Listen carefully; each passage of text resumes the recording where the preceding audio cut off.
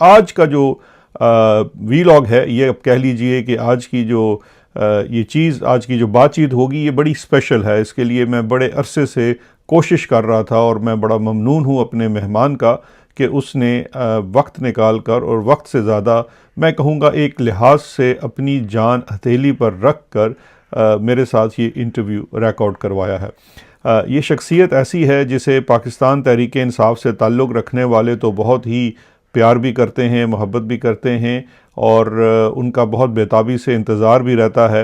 اور ایک ایسی شخصیت ہے جس میں تحریک انصاف کے نوجوانوں کو اور خاص کر جو اسٹوڈنٹس کی سیاست ہے انہیں بہت کچھ سیکھنے کو ملتا ہے. میرے آج کے اس خاص پروگرام کے لیے بہت عرصے سے میری خواہش تھی کہ ہمارے یہ مہمان ہمارے ساتھ آ کر بات کریں اور بالآخر ان کے لیے بھی ممکن ہو پایا. ایسا نہیں تھا کہ وہ نہیں چاہتے تھے، لیکن ان کی زندگی آج کل انتہائی مشکل ترین حالات سے گزر رہی ہے. میں کوئی خاص سسپینس پیدا نہیں کرنا چاہتا. میں بہت عرصے سے کوشش کر رہا تھا کہ خیبر پختونخوا اور پاکستان میں پاکستان تحریک انصاف کی ایک بہت قداور شخصیت ہے اور اس کی قداوری کے پیچھے دراصل عمران خان کی جو سیاست کہہ لیجئے، نظریاتی سیاست کہہ لیجئے، تحریک انصاف کا سفر کہہ لیجئے، جد و جہد کا سفر کہہ لیجئے، چاہے اس میں پاکستان کے لیے کام کرنا ہو، پختونوں کے لیے کام کرنا ہو، عوام کے لیے کام کرنا ہو، ہر جگہ ہمیں یہ شخص صف اول میں نظر آتا ہے. مجھے اپنے اس مہمان کے ساتھ بہت قریب سے بھی کچھ وقت گزارنے کا موقع ملا. میرے یہ کولیگ رہے کیبنٹ کے اندر اور کابینہ کے اندر کچھ آپ کہہ سکتے ہیں کہ ایک ہاتھ کے بھی کچھ حصے کے اوپر گنے جانے والے لوگ تھے جو سمجھ لیجئے کہ میرے لیے نیک خواہشات بھی رکھتے تھے اور مجھے بھی ان کے بارے میں ہمیشہ کہہ لیجئے کہ کوئی یہ نہیں تھا کہ کوئی کسی بھی قسم کا کوئی کمیونیکیشن گیپ ہو یا ایشو ہو. میرے پڑوسی بھی تھے ایک لحاظ سے اور عمران خان صاحب کے بھی بہت پسندیدہ کہہ سکتے ہیں کیونکہ اس کی وجہ یہ ہے کہ ان کی سیاست جو ہے وہ شاید عبادت کا درجہ رکھتی تھی اور وہ ان کی سیاست عمران خان اور اس کے نظریے سے جڑی ہوئی تھی. میں بات کر رہا ہوں خیبر پختونخوا کے لیڈر اور الیکٹڈ سینیٹر مراد سعید صاحب کی. مراد سعید صاحب کو گمنامی میں جانا پڑا، روپوشی میں جانا پڑا، مفروری میں جانا پڑا، جو بھی آپ اس کے لیے نام استعمال کرنا پڑے. یہ کوئی اتنا آسان نہیں تھا اور پچھلے 3 سال سے زائد کا عرصہ جو وہ روپوشی میں گزار رہے ہیں، جب یقین جانیے کہ میں اس بات کا گواہ ہوں کہ کتنے برے طریقے سے اس وقت چاہے وہ مشتاقی نگاہیں ہوں یا کہتے ہیں کہ مشکی ناک ہو، وہ ان کو ڈھونڈ رہا ہے. ان کی تلاش میں جگہ جگہ چھاپے مارے گئے، جن لوگوں پہ شک تھا ان کے گھروں کے لوگ اٹھائے گئے، بہت کچھ کیا گیا، لیکن شکر ہے خدا کا کہ مراد سعید جو ہیں کسی محفوظ مقام پر موجود ہیں. اسی لیے کمیونیکیشن ایک بہت بڑا ایشو رہتا ہے. لیکن مراد سعید صاحب نے گاہے بگاہے جب بھی ان کو موقع ملتا ہے انہوں نے اپنی خاموشی توڑی، انہوں نے ہمیشہ کوئی نہ کوئی پیغام پہنچایا، انہوں نے کوشش کی، پردہ غیب میں رہ کر آپ کہہ سکتے ہیں کہ بہت کچھ کنٹریبیوٹ کرنے کی کوشش کرتے رہتے ہیں. لیکن اس کے ساتھ ساتھ ہماری طرح وہ بھی موجودہ حالات سے کافی جسے کہتے ہیں نالاں بھی نظر آتے ہیں اور پریشان بھی ہیں. میں اس بات کا بھی گواہ ہوں کہ مراد سعید نے اپنی اس روپوشی کی مدت میں بہت دفعہ باہر آنے کی بھی کوشش کی، لیکن ان کو حکم ملا کہ انہوں نے باہر نہیں آنا ہے. خیر، آج میری بات کم ہوگی اور میں مراد کے سامنے آپ کے سوالات رکھ رہا ہوں اور ان کا شکر گزار ہوں کہ وہ آئے، انہوں نے اپنے لیے اتنے مشکل ترین وقت میں سے یہ انٹرویو کرنے کا فیصلہ کیا. اچھا جی، اب سب سے پہلے میں بات جہاں سے شروع کرنا چاہوں گا مراد سعید صاحب سے. سب سے پہلے تو مراد آپ کو ویلکم اور آپ کا بہت شکریہ کہ آپ نے یہ ہم آپ کو کسی دن پھر سنائیں گے کہ کس طرح سے مراد سے یہ انٹرویو ہو پایا. لیکن سب سے پہلے میں آپ سے ایک چیز جاننا چاہتا ہوں جو آئی تھنک سب لوگ سننے والے دیکھنے والے جاننا چاہتے ہیں کہ آپ کے لیے ہم جانتے ہیں کہ آپ کے لیے اس وقت بہت مشکل وقت ہے اور آپ نے بڑی مشکل سے یہ انٹرویو ریکارڈ کروایا ہے، جس کے لیے میں آپ کا ذاتی طور پر شکر گزار ہوں۔ اب سب سے پہلے ہم یہ جاننا چاہتے ہیں کہ یہ انڈر گراؤنڈ جانے کا یا روپوشی میں جانے کا یا یہ مفروری کاٹنے کا فیصلہ کب کیسے ہوا، اور اس طویل عرصے میں کبھی اسے ختم کرنے کے لیے یا کوئی منظر عام پر آنے کے لیے آپ نے سوچا ہو، اور شروع سے لے کر ذرا ابھی تک ہمیں تفصیل سے اگر بتا سکیں تو یہاں سے ہم اپنی بات کا آغاز کر لیتے ہیں۔ بسم اللہ الرحمن الرحیم۔ شہزاد بھائی، آپ کے علم میں ہے کہ 9 اپریل کے بعد سے ہی میں اپنے گھر سے دور ہوں، لیکن جوڈیشل کمپلیکس جو ڈیتھ ٹریپ خان صاحب کے لیے بچھایا گیا تھا، اس کے بعد مجھے سختی سے منع کیا گیا۔ پھر کچھ دنوں کے لیے میں اپنے دوست، اپنے بھائی خالد خورشید بھائی کے ساتھ گلگت بلتستان چلا گیا۔ خالد خورشید آپ کو پتہ ہے، آپ جانتے ہیں کہ ان کے ساتھ میرا دوستی کا بھائیوں جیسا اور بڑی محبت کا تعلق ہے، لیکن انہوں نے میرا بہت خیال رکھا وہاں پہ جتنا ان سے ہو سکتا تھا۔ اور پھر اس کے بعد خان صاحب کا فون آیا خالد کو، اور وہ مجھے واپس زمان پارک لے کے گئے۔ زمان پارک میں کچھ دن قیام میں نے کیا۔ وہ خان صاحب کے گھر میں جو سلیمان اور قاسم کا کمرہ ہے وہ میرے لیے انہوں نے تیار کروایا، میں وہاں پہ رہنے لگا، اور میرا مطلب پبلک اپیرنس نہیں تھی۔ پھر ایک ایسا موقع ہے کہ خان صاحب کی پیشی کے دوران میں ان کے ساتھ نکل گیا، تو اس پر خان صاحب نے سخت ناراضگی کا اظہار کیا، اور یہی الفاظ تھے ان کے کہ بہادری اور بیوقوفی میں فرق ہوتا ہے، اور مر کر تم کیا کر لو گے، کیا فائدہ ایسی بیوقوفی کا۔ پھر اس کے بعد ایون کہ انہوں نے زمان پارک کی جو خان صاحب کی اپنی سیکیورٹی ٹیم تھی اور جو خان صاحب کی ذاتی ٹیم تھی، ان کو بلا کر ان کو سختی سے تاکید کی گئی کہ یہ جو کارکنان کے پاس کیمپوں میں جاتا ہے یا باہر جو لوگوں سے میٹنگز وغیرہ ہوتی ہے، وہ تمام سلسلہ بھی روکا جائے، اور روکا گیا۔ پھر مجھے یاد ہے کہ اب جو زندہ یا مردہ پکڑنے کے احکامات جاری ہوئے تھے وہ آپ کے علم میں بھی ہوگا، تو اس کے بعد سے تو میرے میٹنگز میں بھی جو ایون کے زمان پارک کے اندر رہتے ہوئے بھی میں نے کسی میٹنگ میں بھی شرکت نہیں کی۔ اور پھر مجھے یاد ہے کہ مئی کا مہینہ تھا جب میں خان صاحب کے گھر سے خان صاحب اور بی بی کی دعاؤں میں دعاؤں کے ساتھ انہوں نے مجھے رخصت کیا۔ مجھے یاد ہے، بلکہ ابھی بات کرتے ہوئے مجھے یاد آ رہا ہے کہ اس وقت مجھے تسبیح اور کھجوریں کچھ دی گئی کہ پتہ نہیں کہ آپ کب کہاں پہ کس طرح مطلب پہنچو گے، اور ساتھ ہی خان صاحب کا جو بلیٹ پروف جیکٹ تھا وہ بھی منگوایا گیا۔ مجھے کہا گیا کہ یہ پہن کے، مطلب اتنا انہوں نے ہر چیز کا خیال رکھا۔ پھر میری آخری ملاقات تھی یہ خان صاحب کے ساتھ، اور اس کے بعد مجھے یہ بھی اس وقت انہوں نے کہا تھا کہ سمجھایا تھا کہ کسی کے کہنے پر بھی، کسی بھی خبر پہ یا کوئی اطلاع کو دے، آپ نے کسی کے کہنے پہ باہر نہیں نکلنا، اور احتیاطی تدابیر کا مجھے کہا گیا۔ پھر اس کے بعد جب بھی میں ٹویٹ کرتا تھا تو اس کے بعد مجھے پیغام مل جاتا کہ یہ سوشل میڈیا بھی استعمال مت کرو، کیونکہ نہ صرف فزیکل ٹیموں کی تشکیل دی گئی ہے، لیکن اس کے ساتھ ساتھ آپ کا سوشل میڈیا اور آپ کا ٹویٹر بھی مانیٹر ہو رہا ہے، تو اس میں بھی احتیاط کرو۔ پھر 5 اگست کو جب خان صاحب کی گرفتاری ہو رہی تھی تو اس وقت مجھے انہوں نے، بلکہ اس سے کچھ پہلے مجھے خان صاحب کا پیغام آیا کہ اگر آپ مجھ سے باہر جا سکتے ہو تو نکلو، کیونکہ یہ لمبا چلے گا۔ اور ساتھ ہی چونکہ وہ شہید ارشد شریف بھی مجھ سے باہر چلے گئے تھے، اور جو ہوا تھا وہ اس پورے قوم کو پتہ ہے، تو اس حوالے سے بھی باہر جانے کی صورت میں بھی مجھے احتیاط کا کہا گیا۔ پھر 5 اگست کو جب خان صاحب کی گرفتاری ہو رہی تھی تو اس وقت مجھے یہ بتایا گیا تھا کہ یہ احکامات تھے کہ ابھی آپ نے کوئی جذباتی نہیں ہونا، اور ہم نے پرامن اس تحریک کو لے کے جانا ہے کیونکہ یہ لمبا چلے گا۔ ساتھ ہی یہ کہا گیا کہ کچھ دنوں بعد فلیش پروٹیسٹ کا سلسلہ شروع کیا جائے، اور اس کے بعد وہ متحرک کارکنان یا رہنما یا جو مطلب ان مشکل حالات میں بھی جلسہ، کنونشن یا اس طرح کوئی چیز کر سکتے تھے، تو ان کی لسٹیں بھی مجھ سے لی گئی، اور پھر بعد میں کنونشن کا سلسلہ بھی شروع ہوا تھا، لیکن وہ لسٹیں بھی لی گئی۔ اور یہ کہا گیا کہ کسی طریقے سے ہم نے اس گیم کو الیکشن تک لے کے جانا ہے، کھینچنا ہے، کیونکہ اس کے بعد جو ہے میری قوم جو ہے، میں اپنی قوم کو جانتا ہوں، اس وقت تک اگر ہم سروائیو کر گئے تو میری قوم پھر انشاءاللہ مجھے نا امید نہیں کرے گی، مایوس نہیں کرے گی، اور وہ اپنا فیصلہ سنا دے گی، اور بالکل ویسے ہی ہوا۔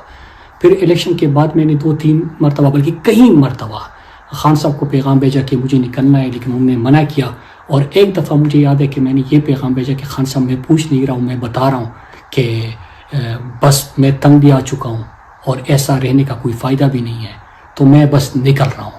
تو اس کا جواب تو مجھے خان صاحب نے پبلکلی دیا، وہ اپنا ٹویٹ کر کے۔ اچھا مراد، یہ ذرا بتائیے، میں اب فوری طور پر آنا چاہوں گا حالیہ، کیونکہ ابھی یہ انٹرویو ہم نے ریکارڈ تو خیر 9 مئی کو کیا تھا، لیکن 2 دن لگ گئے اس تک مجھے پہنچنے میں اور ریکارڈ کرنے میں۔ تو 9 مئی کے حوالے سے آپ سے میں ایک سوال پوچھنا چاہوں گا۔ میں نے 1-2 دن قبل اس پہ بڑی تفصیل سے بھی بات کی تھی۔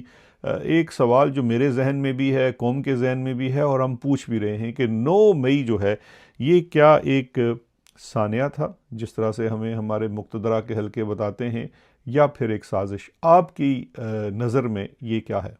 9 مئی سب کو پتہ ہے کہ ایک فالس فلیگ آپریشن تھا، اور اس سے قبل آپ دیکھیں کہ عمران خان کی حکومت ایک سازش کے تحت ہٹائی گئی، پھر خان صاحب کی مقبولیت کو بھی وہ کم نہ کر سکے، اور خان صاحب کی زندگی اوپر خان صاحب کے اوپر ایک قاتلانہ حملہ بھی ہوا۔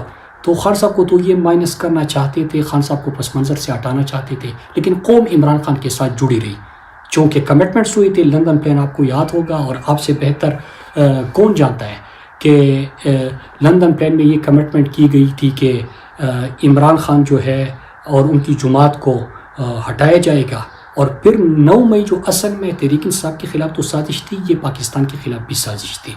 9 مئی کے بعد کیا ہوا، ایک دن میں اگر یہ فالس فلیگ نہ ہوتا تو ایک ہی دن میں جب 9 مئی، کیونکہ ریڈیو پاکستان پروٹیسٹ ایک جگہ پہ ہو رہا ہے، ریڈیو پاکستان چل جاتا ہے، کور کمانڈر ہاؤس جو ہے وہ کوئی پرندہ پر نہیں مار سکتا، اور پھر یکدم سے جو CCTV فوٹیجز ہے وہ بھی غائب ہو جاتی ہے۔ پھر راتوں رات 50,000 تحریک انصاف کے کارکنان کی لسٹیں بن چکی ہوتی ہیں، ان کو گرفتار کیا جاتا ہے، قیادت کو گرفتار کیا جاتا ہے۔ پھر باقی چیزیں بھی آپ نے دیکھ لی کہ جو تحریک انصاف کے اس وقت کے عہدیداران تھے، اگر وہ پارٹی چھوڑ گئے تو ان کے لیے معافی اور مراعات اور سہولیات، اور جو تحریک انصاف اور عمران خان کے ساتھ کھڑے رہے تو ان کے اوپر سختیاں۔ یاسمین راشد کی مثال لیجئے، باقیوں کی مثال لیجئے، کہ جو ایک ہی گاڑی میں بیٹھے تھے، اگر تحریک انصاف اور عمران خان کے ساتھ کوئی کھڑا ہے تو ان کے اوپر سختیاں، اور جو چھوڑ کے چلا گیا تو ان کو پروٹوکول اور مراعات۔ لیکن اصل چیز جو آپ کا سوال ہے کہ کیا یہ پاکستان کے خلاف 9 مئی ایک سازش تھی، تو اس کا جواب آپ کو ابھی تک مل چکا ہے۔ کیسے؟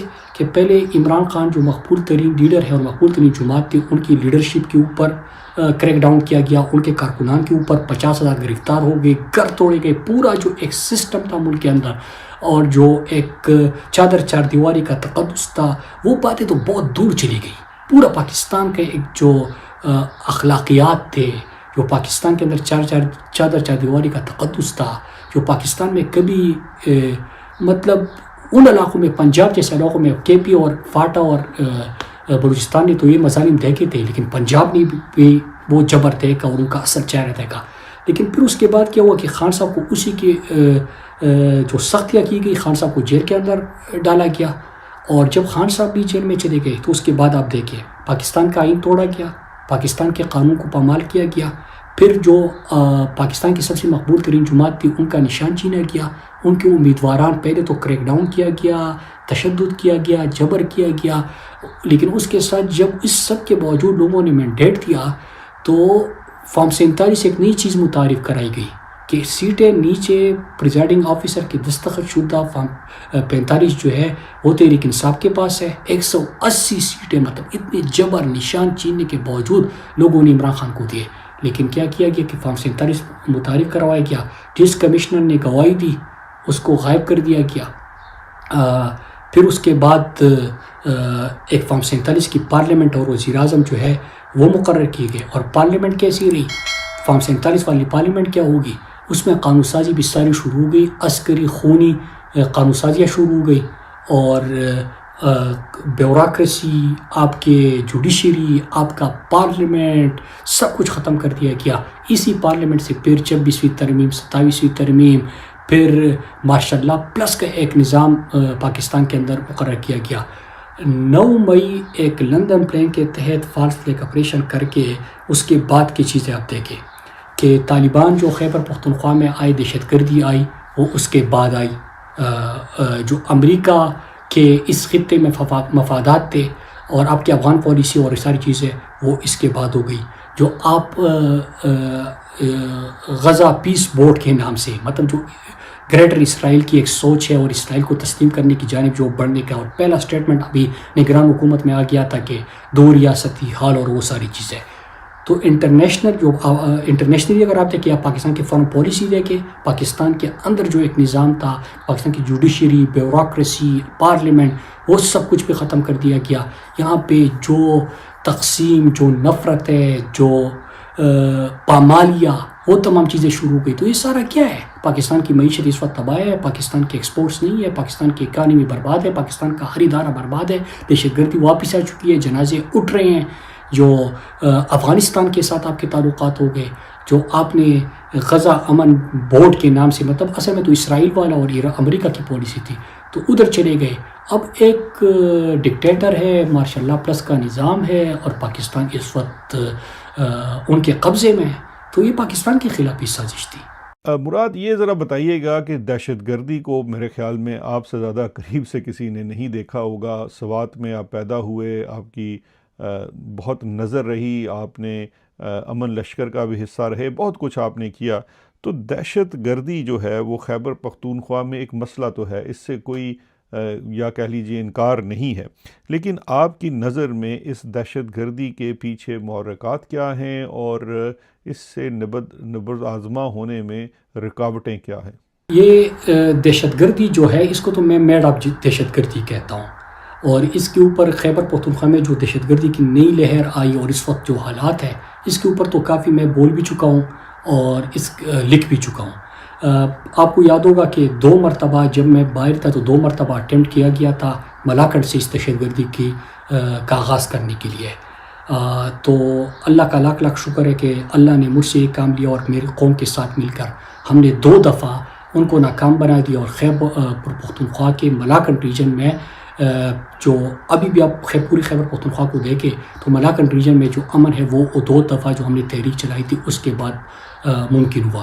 پھر اس کے بعد جس طرح میڈ اپ دہشت گردی، پھر جب ٹرمپ نے اپنے الیکشن کمپین میں افغانستان میں رہ جانے والے اسلحے کی بات کی، اور ساتھ میں آپ کو یاد ہوگا کہ پھر وہ بگرام ایئر بیس کی جو بات ہوئی، تو کچھ ہمارے لوگ جو ہے وہاں پہ حاضری دینے گئے، اور یہ جو کمٹمنٹس کر چکے ہیں اس وقت جو رجیم بیٹھا ہوا ہے، جو آپ کا ماشاء اللہ پلس کا نظام ہے، تو ان کو پورا کرنے کے لیے جو پالیسی اختیار کی گئی. بلوچستان کے جو حالات ہیں تو اس وقت آپ کے سامنے ہے. دہشت گردی کے ٹاپک کے اوپر میں بڑا مختصر اس لیے بات کر رہا ہوں کہ باقی چیزوں کے اوپر بھی ہم بات کریں، کیونکہ اس کے اوپر تو میں تحریکیں بھی چلا چکا ہوں. میڈ دہشت گردی ڈالری جنگ میں اس کو کہتا ہوں. اور 1979 ہو، اس سے ہمارا تعلق نہیں تھا. ہمارا ایک ملیٹری ڈکٹیٹر تھا، وہ اس طرف چلا گیا، جنرل ضیاء الحق. اور پھر ہمارے گلی محلے میں جو کلاشنکوو کلچر آیا، جو منشیات آئے، وہ آپ کے سامنے ہے. پھر ایک فون کال مشرف کو ریسیو ہوتا ہے. 9/11 سے ہمارا کوئی کام نہیں تھا، لیکن پاکستانی 80,000 جانوں کا اور $100 ارب سے زیادہ ہم نے اس میں نقصان کیا. پھر آج کل بھی ایک ڈکٹیٹر بیٹھا ہوا ہے، اور ان ڈکٹیٹر کی پالیسی سے کیا ہوتا ہے کہ بدامنی ہوتی ہے، جنازے اٹھتے ہیں، لوگ ہمارے شہید ہوتے ہیں، جوان شہید ہوتے ہیں، ملک کا بیڑا غرق ہو جاتا ہے. رہی بات جو افغان پالیسی کی ہے یا افغانستان کے ساتھ ہمارے تعلقات کی ہے، آپ کو یاد ہوگا شہزاد بھائی، آپ بھی کیبنٹ میں تھے، اور مجھے یاد ہے میں ان میٹنگز میں بھی تھا کہ افغانستان کا اس وقت جو حکومت تھی اشرف غنی کی، وہ انڈیا کے بڑے قریب تھے. تو اس کے باوجود عمران خان نے ان کے ساتھ مسلسل بات چیت کا سلسلہ جاری رکھا اور ان کو انگیج کیا، کیونکہ آپ کے پڑوسی تبدیل نہیں کر سکتے. لیکن جو موجودہ حکومت ہے اس پہ تو پاکستان نے خوشیاں منائی تھی، اور یہ پاکستان کے ساتھ ان کے بہتر تعلق ہے. کیونکہ 2 چیزیں ہیں نا، ایک تو موجودہ جو حکومت ہے، اور دوسرا ہوتا ہے وہ ناردرن الائنس جس کو کہتے ہیں، یا وار لارڈس کہتے ہیں، یہ جو افغانستان کے ہوتے ہیں، وہ زیادہ تر انڈیا کے قریب سمجھے جاتے ہیں، اور پچھلا رجیم بھی اسی طرح تھا. تعلقات ٹھیک تھے. 2 دفعہ عمران خان نے ان کے جو مسائل تھے اس حوالے سے OIC تمام جو عالم اسلام ہے ان کو مدعو کیا, وہ میٹنگز کیے. لیکن جب عمران خان چلے گئے اور یہ جو بین الاقوامی سطح پہ اور پھر جو ٹرمپ کے الیکشن مہم کے دوران اسلحے کی بات ہوئی, تو یہاں پہ تو ویسے بھی ہم بیلٹ اپ ٹائگر جنگ کی طرف بڑھنا چاہتے تھے. اور پھر جب بیگرام ایئر بیس کی بات ہوئی تو ہم نے اپنی سروسز وہاں پہ بھی پرووائڈ کر دیے. تو ایسی چیزیں کر دی. اور حالانکہ آپ کو یاد ہوگا کسی دوران خان صاحب کے بیانات آئے کہ خیبر پختونخوا حکومت اور ساتھ میں اچھا صاحب کو کہا کہ وہ وفد لے کے جائے اور افغانستان جائے, لیکن اس کو ملک کے خلاف سازش قرار دیا گیا. اور پھر آپ کے سامنے حالات کہ آپ نے اپنے پالیسی کے ساتھ زبردستی حالات خراب کر دیے. اور کیوں خراب کر دیے؟ وہ کسی اور کی خوشنودی کے لیے آپ یہ چیزیں کر رہے ہو. رہی بات اس کی تفصیلات کی تو میں اس پہ ذرا مختصر بات اس لیے کر رہا ہوں کہ اس پہ میں لکھ بھی بہت چکا ہوں اور بات بھی بہت کر چکا ہوں. جی اچھا, اب مراد یہ بتائیے گا کہ ایک بہت زیادہ چیز ہمیں جو جس کا سامنا ہے وہ یہ ہے کہ عمران خان صاحب سے جو کہہ لیجئے کہ رابطہ ہے یا کمیونیکیشن ہے اس پہ تقریباً پورا بلیک آؤٹ کر دیا گیا ہے, اور تقریباً 6 ماہ ہونے کو آ گئے ہیں کہ عمران خان صاحب سے رابطہ بھی نہیں ممکن رہا. نہ انہیں ہماری خبر ہے نہ ہمیں ان کی خبر ہے. آپ کو کیا لگتا ہے کہ اس کے پیچھے اسٹریٹجی کیا ہے؟ یہ ایسے کوئی بے ربط بات تو نہیں ہے, اس کے پیچھے لازمی کوئی اسٹریٹجی ہے. اور ساتھ ساتھ یہ بھی اس پہ بھی روشنی ڈال دیں کہ اس کا اثر PTI اور جو مزاحمتی تحریک ہے عمران خان صاحب کی جو انہوں نے شروع کی تھی اس پر کیا پڑ رہا ہے؟ شہزاد بھائی, اصل وجہ یہی ہے کہ خان صاحب کے ساتھ میٹنگز بند کر کے جو نقصان ہو رہے, دیکھیے آپ کو یاد ہوگا کہ آپ تو مشتاقی نگاہوں کی بات کرتے رہتے ہیں, لیکن مجھے نہیں پتا کہ جب رجیم چینج آپریشن ہوا تو اس وقت ذمہ داری ان کی کس کے پاس تھی. لیکن اس وقت جب یہ میڈیا کو تحریک انصاف کے حوالے سے کوئی میسج کرتی تھی تو اس میں PTI کے لیے انیمی کا, دشمن کا لفظ استعمال کرتے تھے اس وقت سے. اور یہ مسلسل آپ ان کا جو کمیونیکیشن ہو رہا ہے اس میں PTI کو دشمن سے پکارا جاتا ہے. تو اب فوج کے اندر دشمن کو تباہ کرنے کے لیے یا نقصان پہنچانے کے لیے کیا طریقہ کار استعمال ہوتا ہے؟ سب سے پہلے وہ کیا کرتے ہیں کہ کمانڈ اینڈ کنٹرول سینٹر جو ہے اس کو تباہ کرتے ہیں. اب اس سے کیا ہوتا ہے کہ آپ ایک جو کمانڈ جو ہے اس کو, پھر آپ کی جو کوارڈینیشن ہوتی ہے اس کو, اور اس سے آپ کا پھر تنظیم جو ہے اس کو تباہ کر دیتے ہیں یا مفلوج بنا دیتے ہیں. پھر اس سے چیزیں کیا ہوتی ہے, اس سے جو نقصان ہوتا ہے وہ اگر ہم فوج کی زبان میں دیکھیں, میرے خیال سے اس کو فوگ آف وار کہتے ہیں یا کیا کہتے ہیں, کہ ایک ایسی فضا کریٹ کی جاتی ہے. مطلب آپ دیکھیں کہ آپ کو کوارڈینیشن نہیں رہتا, آپ کو کمانڈ نہیں ملتی, انسٹرکشن نہیں ملتے, آپ کا میسج نہیں کنوے ہوتا. پھر اس کے بعد آپ کی جو ایک انتشار کی فضا کریٹ ہو جاتی ہے, اس میں جعلی خبریں یا مس انڈرسٹینڈنگ جنم لیتی ہے. پھر جو آپ کی صفحہ ہے اس میں انتشار آ جاتا ہے, آپ کا ڈسپلن ٹوٹ جاتا ہے. اور ظاہری سی بات ہے کہ تمام چیزیں ہو کہ کوارڈینیشن نہ ہو, کمیونیکیشن نہ ہو, آپ کے اندر جعلی خبریں بھی ہو, مس انڈرسٹینڈنگ بھی ہو, تو اس سے بہت ساری چیزیں جو ہے ایک قسم کا افراتفری کا ایک پینک کریٹ ہو جاتا ہے. اور بیسیکلی یہ پینک کریٹ کرنے کے لیے ہی یہ اسٹریٹجی استعمال کی جاتی ہے. مطلب آپ دنیا کی جو اسٹریٹجیز آف وار ہوتے ہیں وہ پڑھ لیں تو اس میں اس چیز کو سب سے زیادہ استعمال کیا جائے. ورلڈ وار 1 کی اگر ہم مثال لیں تو اس میں کیا ہوتا ہے, تو ان دنوں میں تو ٹیلی فون ہی ہوتا تھا, آپ وہ کمیونیکیشن کاٹ لیتے تھے. اور اس کمیونیکیشن نہ ہونے کی وجہ سے کتنے ممالک اس وقت جنگ میں چلے گئے. پھر اس کے بعد اگر ہم حالیہ دنوں میں جنگوں کی تاریخ دیکھیں تو اس میں سب سے پہلے کمانڈ اینڈ کنٹرول سینٹر پہ حملہ اور ہو کے جو پینک کریٹ کیا جاتا ہے وہ آپ کے سامنے ہے. اب PTI کی جب ہم مثال لیتے ہیں تو آپ خود مجھ سے بہتر جانتے ہیں کہ عمران خان لیڈر ہے, وہ جیل میں ہے, ان کی میٹنگ نہیں ہوتی. آپ باہر دیکھیں کہ آپ کی سیاسی کمیٹی ہو, قیادت ہو, کارکنان کا ان پہ غصہ ہوتا ہے. پھر میڈیا کنٹرول ہے اس وقت, آپ کے تمام ادارے بھی کنٹرول ہے. پھر میڈیا کنٹرول ہونے کے ساتھ ساتھ ان کے ٹاؤٹس اور ان کے بیان کو فروغ دینے کے لیے بھی لوگ بہت بیٹھے ہیں. پھر آپ کی صفوں میں بھی کسی کو انگیج کیا ہے, کسی کو آئسولیٹ کیا ہے, اور کسی کو انہوں نے مطلب انگیجمنٹ بھی ہوئی ہے، آئسولیشن لیڈر کی ہوئی ہے، اس سے پوری تحریک جو ہے اس میں پینک پیدا کرنے کی کوشش کی جاتی ہے. تو جیسے میں نے کہا کہ پی ٹی آئی کو تو وہ ایک دشمن کی طرح ٹریٹ کر رہے ہیں، جس طرح کے دشمن کو یا دہشت گردوں کو ٹریٹ کیا جاتا ہے. تو اسی وجہ سے عمران خان کی ملاقاتیں بند کر کے باہر ان کا مقصد، اور آپ دیکھیں کہ کتنا عرصہ ہو گیا، کتنا ٹائم ہو گیا. جو اہم مواقع ہوتے آپ یہ بھی ایک طریقہ کار دیں گے کہ انہوں نے 26 آئینی ترمیم کرنی ہے، خان صاحب کے ساتھ ملاقاتیں بند. 27 آئینی ترمیم کرنی ہے، خان صاحب کے ساتھ ملاقاتیں بند. پھر انہوں نے کوئی اور بل، جس طرح 28ویں ترمیم کی ابھی بات ہو رہی ہے، ملاقاتیں بند. اس کے بیچ میں اگر آپ دیکھیں کہ جو اسرائیل کے حوالے سے اور باقی معاملات تھے انہوں نے فیصلے کرنے تھے، ملاقات بند، کیونکہ عمران خان ہی پاکستان کی آواز ہے. اچھا، یہ عمران خان صاحب نے حقیقی آزادی کی تحریک کا آغاز کیا، لیکن آج ہم اس کا کوئی بوجھ اٹھانے سے قاصر نظر آتے ہیں. یہ بھی ایک بہت بڑا المیہ ہے. آپ کی رائے کیا میں ہے وہ ہم جاننا چاہتے ہیں کہ کیا ہم واقعہ ہی اس کا بوجھ اٹھانے سے قاصر نظر آتے ہیں، اور کیا ہم واقعہ ہی حقیقی آزادی کی تحریک کو چلا پا رہے ہیں؟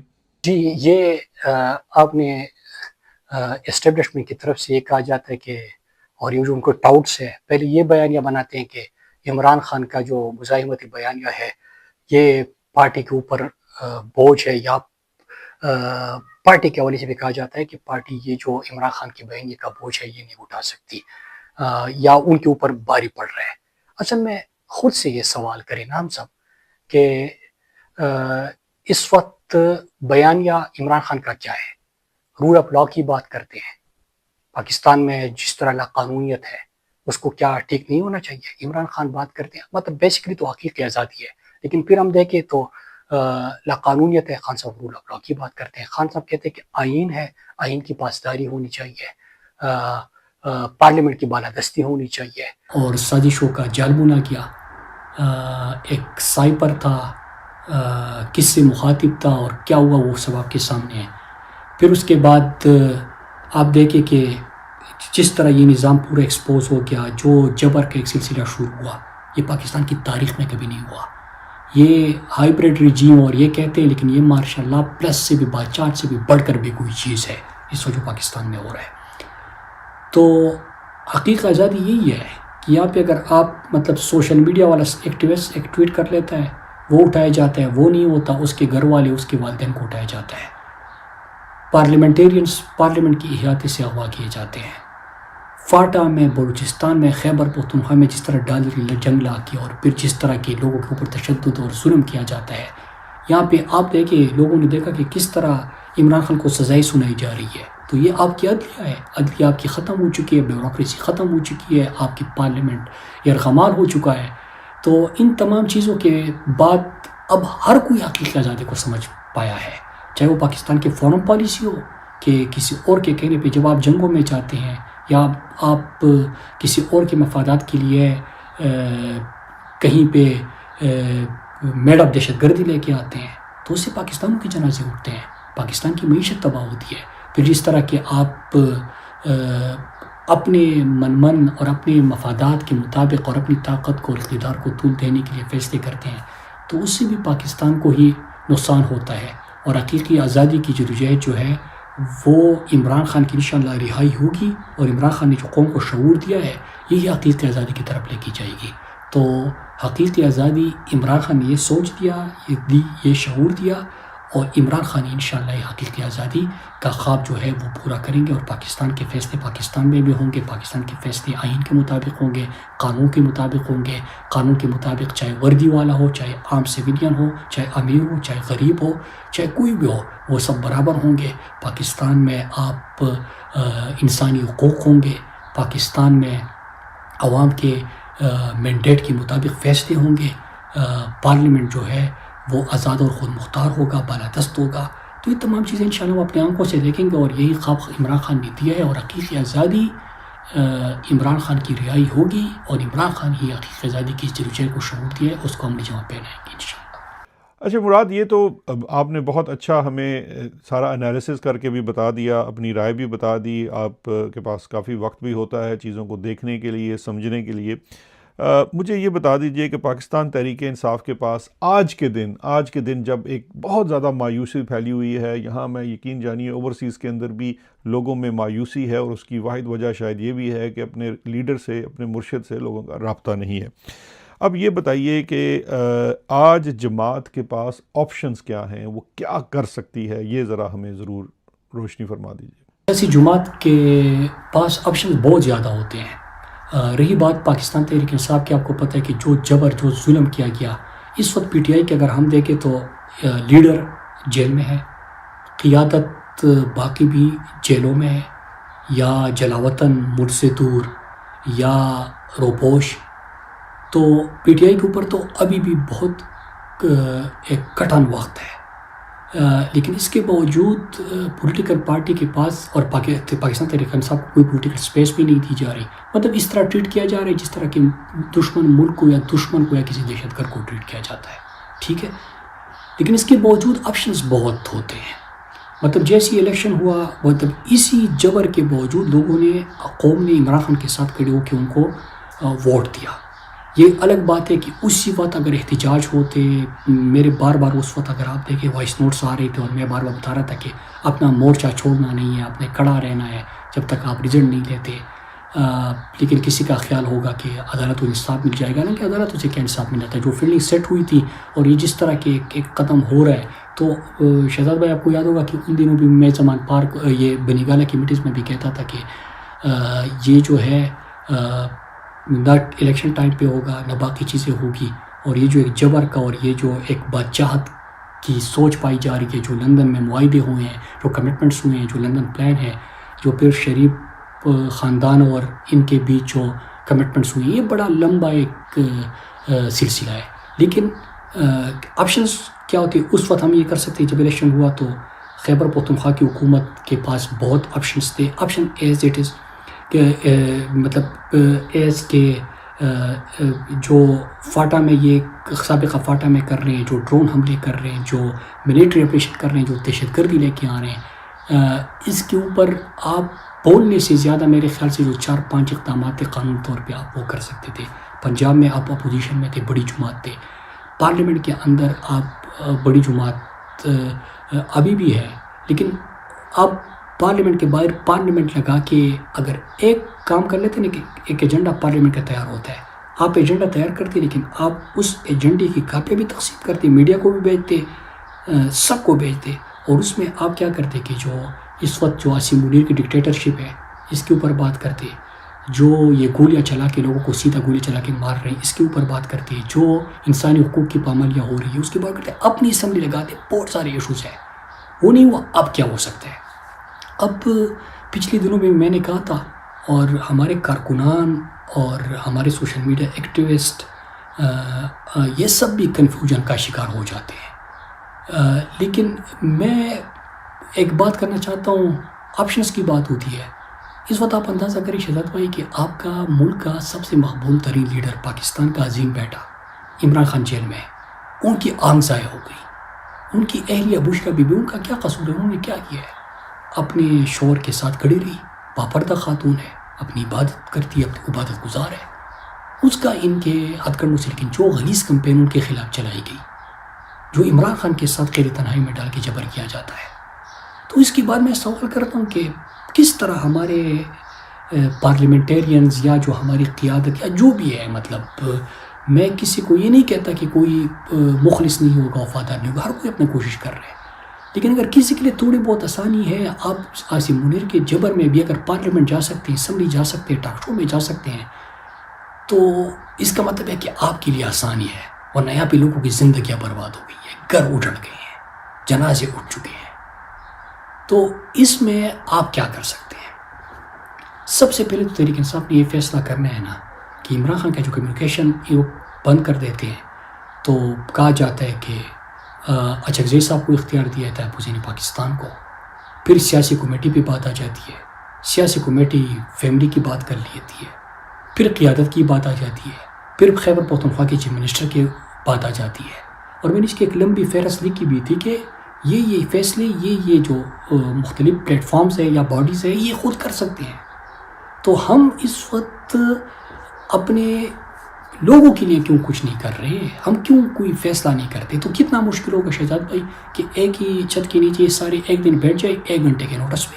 ویسے بھی الگ الگ ملاقاتیں تو ہوتی ہے، لیکن جو میں نے 4-5 نام لیے، تحفظ یعنی پاکستان، 2 جو لیڈرشپ ان کی ہے علامہ ناصر صاحب اور جس کا خان صاحب نے نام دیا ہے، چیف منسٹر خیبر پختونخوا، آپ کی سیاسی کمیٹی جس میں آپ کے تمام صوبائی صدور بھی بیٹھے ہیں، اور صوبائی صدور اور آپ کی جو باقی قیادت ہے وہ بیٹھی ہوئی ہے، اور فیملی کو بھی بلا لیں، ان کو بٹھا لیں. کنفیوژن کہاں پہ آ جاتی ہے؟ آپشنس پہ ہی بات ہونی ہے نا. آپشنس تو بہت ہے. اسمبلیوں کے باہر اسمبلی لگائیں تو اسی سے چلا گیا، لیکن ایسی اسمبلی جہاں پہ اراکین بھی آغا ہوتے تو آپ اسمبلی سے ریزائن بھی کر سکتے ہیں. آپ پورے پاکستان بند کرنے کی طرف بھی جا سکتے ہیں. پورے پاکستان کی میں بات اس لیے کرتا ہوں کہ بہت جگہوں پہ بات کی جاتی ہے کہ اپنی حکومت جہاں پہ ہو بند کرنے سے کیا فائدہ حاصل ہوگا. تو پھر تو میں یہ بھی کہتا ہوں کہ قلم چھوڑو کہ کیا جو تھا وہ لوگ صحیح تنقید کر رہے تھے، پھر اس کا کیا فائدہ. تو بات یہ کہ آپ یہ کریں کہ آپ خیبر پختونخوا کا جنید اکبر میں سمجھتا ہوں کہ وہ کر سکتے ہیں، خیبر پختونخوا بند کر سکتے ہیں. خالد خورشید گلگت بلتستان کے صدر ہے اور ہماری یوتھ کی ذمہ داری بھی ان کے پاس ہے، ان میں بڑی صلاحیت ہے، وہ کر سکتے ہیں. اس طرح سندھ میں ہمارے لوگوں میں جس طرح کی یہ جو نہروں کا مسئلہ تھا اس پہ کھڑے ہو گئے تھے، تو یہ اپنے لیڈر کے لیے کیوں کھڑے نہیں ہو سکتے؟ عتیق آزادی کے لیے کیوں کھڑے نہیں ہو سکتے؟ لوگوں کے پاکستان کے لیے کیوں نہیں کھڑے ہو سکتے؟ ہو سکتا ہے. داؤد کاکڑ بلوچستان کی جو تنظیم نیچے ہے، میں نام صرف لیڈرشپ کے لے رہا ہوں، عامر مغل جو اسلام آباد کے ہیں، پھر قیوم یازی صاحب جو آزاد کشمیر کے ہیں، سب میں سب پنجاب کی جو مختلف ریجنز ہیں. تو ان سے آپ ان کو بھی سیاسی کمیٹی میں یہ ہے، یہ بیٹھ جائیں گے، فیملی بیٹھ جائے گی، تحفظ پاکستان بیٹھ جائے گا، اور قیادت آپ بیٹھے آپشن پہ سوچیں آیا ملک بن کر کی طرف جانا ہے. اور یہ پھر ایسا پلانوں کہ سسٹینیبل ہو. مطلب یہ ہے کہ ایسے موقعوں پہ اور ایسی تحریکیں جب آپ چلاتے ہو نا، مطلب بند کرنا یا پہیا جام کرنا یا پورے ایک سسٹم کو مفلوج کرنا یا روکنا، تو اس کے لیے کیا ہوتا ہے کہ مخالف کے پاس یہ ہوتا ہے کہ بس ٹائم بائی کرے اور تھوڑا سا اس کو یہ 1 دن میں تک جائیں گے. آپ کی اسٹریٹجی یہ ہوتی ہے کہ آپ اس کو کس طرح کھینچے، کہ مطلب جس طرح آپ کو پتہ ہے کہ پی ٹی آئی ایک احتجاج کرتی ہے پھر واپس جاتی ہے تو کریک ڈاؤن شروع ہو جاتا ہے. تو اس لیے اس کو سسٹین کرنا ہے، یہ ہو سکتا ہے. پھر اس کے ساتھ آپ یہ جو لانگ مارچز ہے یہ کبھی سلسلہ آپ نہیں ہو سکتے، آپ مسلسل کر سکتے ہیں. لوگ کہتے ہیں کہ گولیاں چلاتے ہیں، گولیاں تو انہوں نے چلانا شروع کر دیا، گولیاں ہی چلاتے ہیں. لیکن قوم جب آپ بہت بڑے نمبر میں نکلتے ہیں اور اس کے لیے آپ اسٹریٹجی بناتے ہیں کہ کہیں پہ ریاستیں بند کریں گے تو آپ کی کیا اسٹریٹجی ہوگی. ہو سکتا ہے ان کا سوشل بائیکاٹ ہو سکتا ہے. اس کے ساتھ اسمبلی میں یہ ٹی وی ٹاک شو پہ جو ہمارے لوگ جاتے ہیں، تو مجھے یاد ہے کہ جب یہ نئے سلسلہ ٹاک شوز وغیرہ کا شروع ہوا تھا تو خان صاحب پوچھتے، خان صاحب ہمیں 2 باتیں کرتے تھے کہ ایک یہ کہ آپ کا ٹیک اوے کیا ہے، آپ وہاں پہ آپ کون سا پیغام پہنچانا چاہتے ہیں کہ آپ کے لوگوں تک پہنچے. تو اگر ہم ٹاک شوز میں جاتے ہیں اور ٹاک شوز میں اگر ہم سینے پہ عمران خان کی تصویر یہاں پہ پیج نہیں لگا سکتے، ہم عمران خان سے آغاز کر کے عاصم منیر کے جبر کا ذکر نہیں کر سکتے، ہم اصلاح قانونیت اور یہ جو ماشاء اللہ پلس ہے اس کا ذکر نہیں کر سکتے، تو پھر ایسے ٹاک شو میں بیٹھنے کا کیا فائدہ؟ کوئی شکلیں دکھانے تھوڑی جاتے ہیں. تو اس کے حوالے سے آپ اسٹریٹجی بنا سکتے ہیں. یہ جو ڈرون حملے ہو رہے ہیں ان کے اوپر FIRs کر کے بھی آپ کر سکتے ہیں. مطلب ہر لیول سے آپ چاہے آپ کا لانگ مارچ ہو، چاہے آپ کا ڈی چوک ہو، چاہے آپ کا ملک بند کرنا ہو، چاہے آپ کا اس ملک سے ریزائن کر کے لیجیٹیمیسی ان سے واپس لینی ہو، یہ تمام آپشنز آپ کے پاس ہر وقت دستیاب ہوتے ہیں. لیکن میرے خیال سے اس وقت تحریک انصاف کو سب سے زیادہ جو ضرورت ہے وہ یہ ہے کہ ان تمام جو اسٹیک ہولڈرز ہیں یا جو فیصلہ کرنے والے ان کو ایک چھت کے نیچے بٹھایا جائے. اس سے کیا ہوگا؟ آپ دیکھتے ہیں تحریک انصاف کا کارکن کیا گیلا کر رہا ہے وہ تو، اور اسے قیادت کے اوپر بھی بڑی تنقید آ رہی ہے. آپ دیکھیں کہ قیادت سے بار بار سوال ہوتا ہے کہ آپ کر کیا رہے ہو. کارکن کچھ کرے تو اس پہ آپ ناراض ہوتے ہو، خود اگر کچھ کرو گے نہیں تو اس طرح کیسے ہوگا. تو میرے خیال سے ان تمام چیزوں کو ٹھیک کرنے کے لیے یہ آپشنز تو ہزار ہو سکتے ہیں، میں نے تو 3-4 بتا دیے. بہت زیادہ آپشنز آپ کے پاس، دھرنے ہو سکتے ہیں، مارچز ہو سکتے ہیں، شہر بند کرنے ہو سکتے ہیں، ملک بند کرنا ہو سکتا ہے، سپلائی لائنز بند کرنے ہو سکتے ہیں، بہت ساری چیزیں ہو سکتی ہیں، پرام طریقے سے ہو سکتی ہیں. تو میرے خیال سے ان آپشنس پہ جانا چاہیے، اور آپشنس پہ جانے سے پہلے سب سے پہلے آج ہی کے دن، مطلب میں تو پرسوں بھی کہا تھا کہ ایک دفعہ یہ اکٹھے بیٹھ جائیں گے تو کارکن بھی آپ کے ساتھ کھڑے ہوں گے، اور ایک پریس کانفرنس اگر یہ مشترکہ طور پہ ایک فیصلہ کر کے باہر آگے کریں گے تو یہ پوری قوم اور پورا سوشل میڈیا یہ بھی ان کے ساتھ کھڑے ہوں گے. لیکن سلیم اللہ والا سلسلہ ہوگا تو پھر اگر آپ 1000 آپشن بھی دے دیں کسی آپشن کے اوپر کام نہیں ہوگا، اور ایسی رسپانسبلٹی شفٹ جو ہے وہ ہوتا رہے گا. ایک اور سوال جو ہے وہ اس کی طرف بھی اگر تھوڑی سی آپ کی طرف سے کوئی چیز آ جائے کہ بہت زیادہ اس وقت بحث ہے انٹرنلی، تحریک انصاف کے اندر بھی ہے، ڈرائنگ رومز کے اندر بھی ہے، مختلف سمجھدار لوگ بھی کہتے ہیں کہ ایک طرف تو بات ہے عوامی مزاحمتی جدوجہد کی، اور دوسرا ہے سسٹم میں رہ کر ہلکی پھلکی کوشش جاری رکھنا، جیسے کہ پارلیمان میں رہ کر کردار کی ادائیگی ہے، یا پھر کمیٹیوں میں واپس چلے جانا ہے، وغیرہ وغیرہ. آپ کی نظر میں اصل جو ہے وہ کس طرف چلنا پڑے گا جس سے کوئی تبدیلی آ سکتی ہے؟ جدوجہد یا اسمبلیوں میں کردار. دیکھیے اسمبلیوں میں کردار سے پہلے تو میں آپ کو بتاؤں کہ اسمبلیوں میں کردار ہو سکتا تھا، لیکن آج کی اسمبلی دیکھیے فارم 47 کی اسمبلی ہے، جعلی وزیر اعظم ہے، جعلی اسمبلی ہے. اسمبلی کا کردار اس وقت کیا رہ گیا ہے کہ عاصم منیر کی طرف سے کچھ احکامات آئیں گے، ان کے لیے قانون سازی ہوگی، قانون سازی میں آپ نے شرکت کرنی ہے. کیا کرنا ہے؟ خونی عسکری ترامیم کرتے رہنا ہے. یہ ایک ہی کام رہ گیا ہے. یہ غزہ والا جو اسرائیل کے حوالے سے جو فیصلے ہونے تھے، کیا پارلیمنٹ کو اعتماد میں لیا گیا؟ لیکن کس پارلیمنٹ کو اعتماد میں لیا گیا؟ جو افغانستان کے حوالے سے ہوا، کیا پارلیمنٹ کو اعتماد میں لیا گیا؟ جو دہشت گردی لائی گئی، کیا پارلیمنٹ کو اعتماد میں لیا گیا؟ تو پارلیمنٹ کو کس طرح اعتماد میں لیا گیا کہ فارم 47 کے ذریعے ان کو جس طرح لایا گیا ہے تو بھیڑ بکریوں کی طرح ٹریٹ کیا جا رہا ہے. باقی جو اپوزیشن کی مطلب ہماری جو پارلیمنٹیرینز ہے، آپ اندازہ کریں کہ اسمبلیوں میں آپ بات کرتے ہو کہ جدوجہد یا اسمبلی، تو یہی اسمبلی ہے کہ جس میں اسمبلیوں سے اراکین کو اغوا کیا گیا. مطلب لوگ آ جاتے ہیں سادہ کپڑوں والے، اور اسمبلی کے احاطے سے اراکین اسمبلی کو اغوا کیا جاتا ہے. پھر اراکین اسمبلی احتجاج کرتی ہے، ان کو باہر سے تالے لگا کے ان کو اندر بند کر دیا جاتا ہے. ان کو جو ہے کانے پہ پابندی لگا دی جاتی ہے.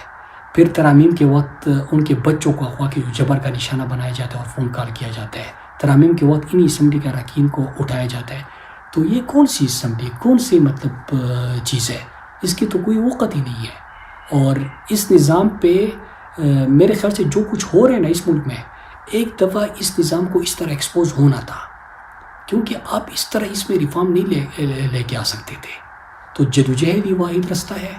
میں اس بات پہ میں تو جو پارلیمنٹری ڈیموکریسی ہے پاکستان کی، مطلب سو کیا ڈیموکریسی ہے وہ بھی ہم نے دیکھ لیا کہ ووٹ پورا فارم 45 میرے پاس ہے، میں 2 لاکھ ووٹ لے کے چل چکا ہوں، دوسرا بندہ 200 ووٹ لے چکا ہے، 200 کو 2 لاکھ بنا دیا اور 2 لاکھ کو 200 بنا دیا ہے. تو یہ تو پوری پاکستان نے دیکھا. تو یہ جس طرح کے پوری طرح ایکسپوز ہو گئے ہیں نا کہ آپ کی جوڈیشری تباہ، پارلیمنٹ تباہ، آپ کے ووٹ کی توقیر نہیں، آپ کی یہاں پہ سیدھے لوگوں کو گولیاں ماری گئی، جو ڈی چوک میں ہمارے کارکنان شہید کے مرید کے میں جو ہوا، پھر اس طرح گھر توڑے گئے، پھر جس طرح کے جو انٹرنیشنل اسٹیبلشمنٹ کو خوش کرنے کے لیے وہ فیصلے کیے گئے. اس کے بعد یہ نظام جس طرح کہ آہستہ آہستہ کر کے پورا ملک میں تمام ادارے انہوں نے تباہ کر دیے ہیں نا، ایک دفعہ یہ ہونا تھا اور یہ میرے خیال سے اس طرف جا چکے ہیں. اب اس کے بعد ایک دفعہ یہ نظام کولیپس کرے گا اور پھر جو بہترین بنیاد سے جدوجہد سے مزاحمت سے جو عمارت کھڑی ہوگی وہ پاکستان کو آگے لے کے جائے گی. تو آپ کا سوال ہے کہ جدوجہد یا اسمبلیاں؟ تو جدوجہد ہے، اور میں تو بہت عرصے سے کہہ رہا ہوں کہ آخری فیصلہ جو یہ ساری چیزیں آخری فیصلہ بہرحال سڑکوں پر ہونا ہے اور لازم ہے کہ جلدی ہو. اچھا مراد، اب میں چاہوں گا کہ تھوڑا سا اگر آپ ذکر اپنی کتاب کا بھی کر سکیں. میں ناظرین کو یہ بھی بتانا چاہوں گا کہ مراد سعید کی جو کتاب ہے وہ جس طرح سے لکھی گئی، اس پہ تو ہم خیر ایک الگ سے پروگرام کریں گے. لکھی سے زیادہ کس طرح سے وہ چھاپی گئی اور پھر اس کی ڈسٹریبیوشن ہوئی، یہ پاکستان کی شاید تاریخ کی وہ کتاب ہونی ہے جو انڈر گراؤنڈ لکھی گئی، انڈر گراؤنڈ چھاپی گئی اور انڈر گراؤنڈ ہی بیچی گئی.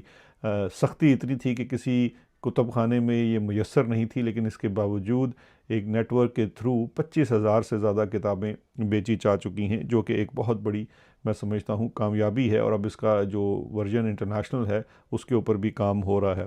لیکن یہاں سے شروع کرتے ہیں کہ کتاب کیوں لکھی اور وجہ کیا بنی. ویسے جو لوگ روپوشی میں ہوتے ہیں یا جیل چلے جاتے ہیں وہ تو آپ بیتی لکھتے ہیں، لیکن میں تو آپ کی کتاب کو بہت دفعہ پڑھ چکا ہوں اور مجھے یہ آپ بیتی سے زیادہ پاکستان بیتی اور یا مور اسپیسیفکلی خیبر پختونخوا بیتی لگتی ہے. شہزاد بھائی، یہ کتاب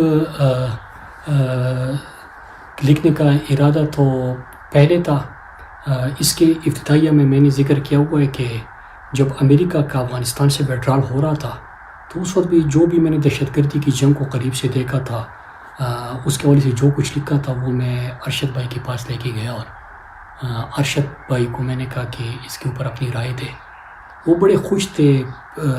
یہ عدیل راجہ اور علی عثمان اور اس کے علاوہ میرے خیال سے ارشد بھائی کی فیملی کو بھی پتہ تھا کہ یہ ہے، لیکن ارشد بھائی مجھے پھر بار بار پش کرتے رہے کہ کب آپ پبلش کر رہے ہیں، لیکن اس وقت میں کسی وجہ سے نہیں کر سکا. پھر اس کے بعد جو یہ دہشت گردی کی نئی لہر آئی تو آپ کو پتہ ہے کہ میں اس کے اوپر امن پاسون اور تحریک وغیرہ بھی چلاتا تھا. ڈرون حملوں کے حوالے سے بھی سفید جھنڈے لے کے لوگ نکلتے تھے. تو کیا ہوا، پہلے فیس پہ تو ہم ملاکنڈ میں کامیاب ہو گئے، پھر اس کے بعد میں خود روپوش تھا تو میں جتنا کر سکتا تھا میں نے وہ کیا. لیکن جب میں نے دیکھا کہ اب یہ جو دہشت گردی ہے یا یہ دہشت گردی کی جنگ ہے یا جو پورے عمران خان کے حوالے سے جو ان کے فیصلے ہوئے تھے، انٹرنیشنل اسٹیبلشمنٹ وغیرہ کا کردار اور پھر ہماری اپنی اسٹیبلشمنٹ کا ان کی خدمت میں جو ہے خدمت گزاری میں جو جس حد تک وہ گئے تھے، تو مجھے لگا کہ اب مجھے یہ خیبر ایجنسی سے مجھے یا خیبر ایجنسی ہو گئی یا وزیرستان ہو گئے، مجھے لگا کہ یہاں پہ اب بس آپریشن شروع ہوگا اور پھر سے ہمارے جنازے اٹھیں گے اور یہ ڈرون حملوں کا سلسلہ وغیرہ بند نہیں ہو سکتا. اب چیزیں بہت آگے گئی. مطلب پہلے کوشش کی، ملاکنڈ میں ناکام بنایا، پھر اس کے بعد مختلف جگہوں پہ آواز اٹھائی، امن پاسون منعقد کی. لیکن جب لگا کہ اب یہ جنگ جو ہے، چاہے افغانستان کے ساتھ معاملات ہو، چاہے دہشت گردی کی نئی لہر ہو، یہ سب کچھ اب آ چکا ہے، تو میں چاہتا تھا، میری خواہش تھی، میری کوشش تھی کہ جو خیبر یا وزیرستان میں یہ کرنے جا رہے اس سے پہلے میں اپنی پوری قوم کو یہ عقائد بطور کتاب کے پہلے جو افتتاحیہ ہے اس میں یہ واضح طور پہ لکھ بھی چکا ہوں کہ اس کا مقصد کیا ہے. کہ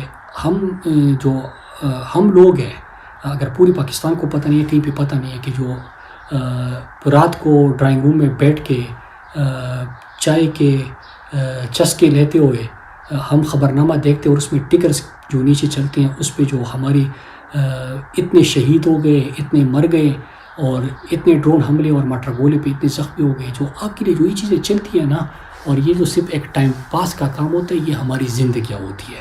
تو میں چاہ رہا تھا کہ میں پوری پاکستانیوں کے پاس اس کے حقائق رکھوں.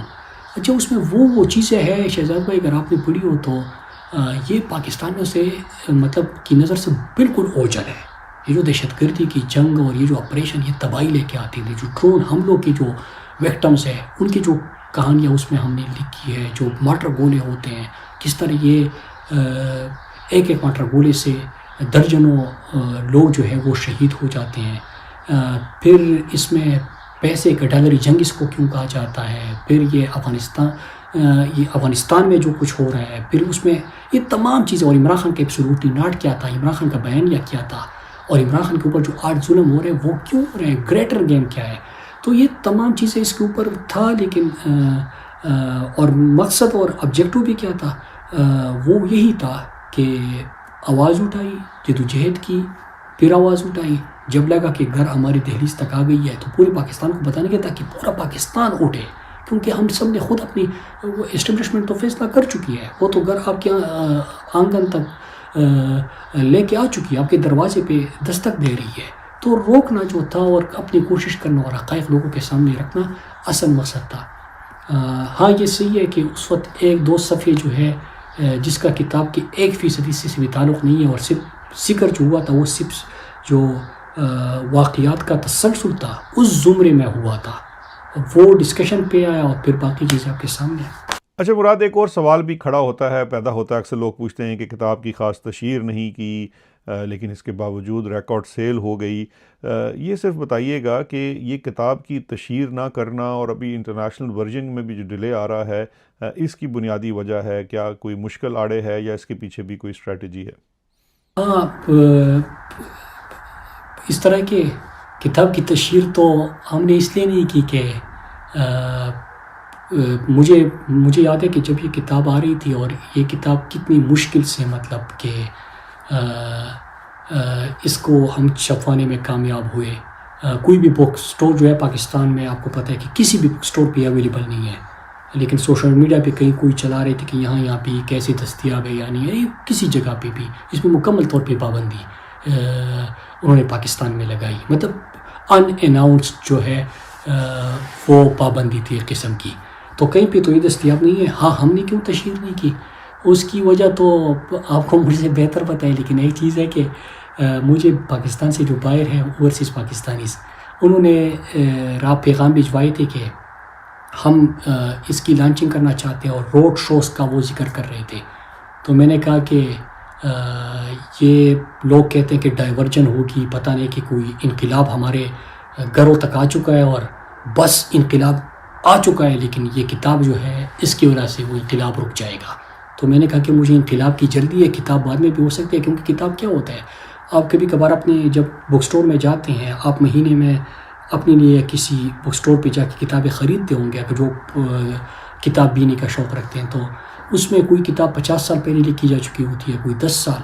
تو یہ کسی ایشو یا ایونٹ پہ نہیں ہوتا کہ آپ اس کی مطلب ڈائیورٹ کرنے کی, کسی ایشو کو کرنے کی کوشش کریں. لیکن خیر میں نے ان کو کہا, وہ جو اوورسیز پاکستانیز تھے بہت سارے ہمارے پی ٹی آئی والوں نے رابطے کیے تھے, پیغام بھجوائے تھے کہ نہیں ڈائیورجن کیا ہوگی, ہمیں تو ایونٹ بنانا ہے نا, اس وقت عمران خان کا بیانیہ پہنچانا ہے.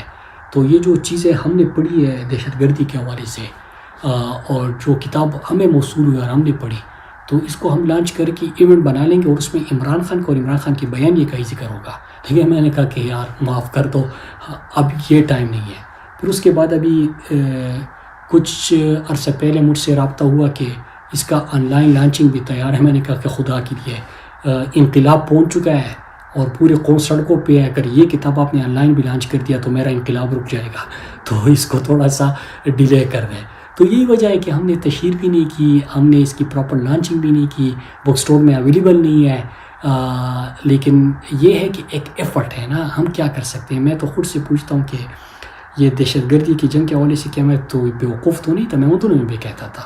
مجھے پتہ نہیں تھا کہ اگر ریاست آپ کی ایک چیز لے کے آ رہی ہے اور یہ میڈ اپ دہشت گردی ہے, اور ملاکنڈ میں جس طرح یہ بارڈر کراس کر کے پھر یہ سوات تک پہنچے, پھر شانگلہ تک پہنچے, اور میں اس کو روک رہا ہوں قوم کے ساتھ مل کر, اور جو مجھے دھمکیاں اور جو مجھے مارنے کی کوشش ہو رہی تھی, تو میں تو بیوقوف تو نہیں تھا.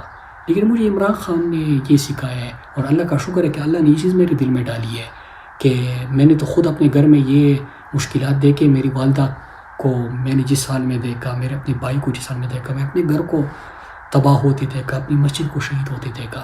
تو میری کمٹمنٹ تھی کہ کسی اور کی والدہ کے ساتھ یہ نہ ہو, اور میں اس لیے یہ جدوجہد کر رہا تھا.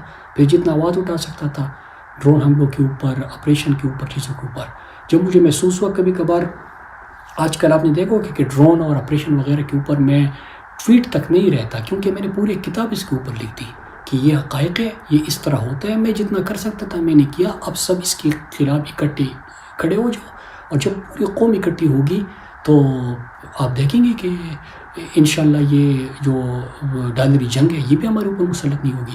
رہی بات یہ کہ تشہیر کیوں نہیں کی, لانچنگ کیوں نہیں کی, اس کی وجہ یہ ہے کہ ابھی آن لائن کے لیے بھی تیار ہے. میں نے روکا ہوا ہے, میں نے ان کو کہا کہ خدا کے لیے ایسے موقع پہ نہ کرو, انقلاب آ چکا ہے وہ رہ جائے گا. اور باہر بھی میں نے منع کر دیا, اور بک سٹور میں اویلیبل نہیں ہے.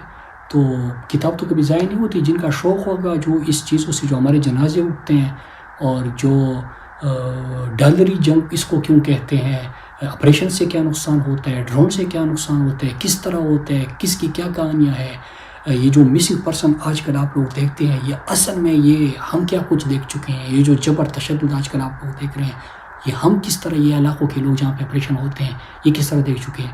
تو وہ تمام عقیدوں میں ہے. خیر میں اس پہ بات نہیں کرتا, اور آپ میرے ساتھ اس پہ بات نہ کریں. اس کے بعد آپ کو پتہ ہے کہ ہمارے کچھ دوست ناراض ہو جاتے ہیں, وہ کہتے ہیں کہ ڈائیورجن ہے.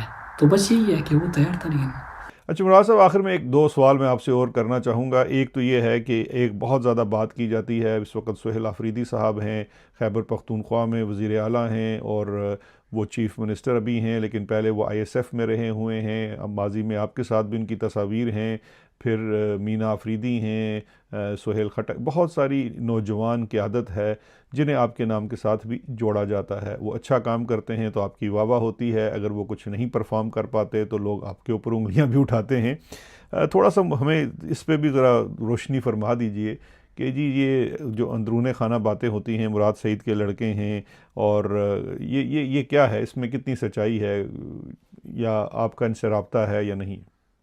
جی شہزاد بھائی، میں ایک چیز کی وضاحت کر دوں کہ ISF اور یوتھ میں فاؤنڈنگ پریزیڈنٹ ضرور تھا، اور 2010 کے بعد سے میرے پاس ISF کی اور پھر 2011 کے بعد سے کوئی یوتھ کی کوئی ذمہ داری نہیں ہے پارٹی میں.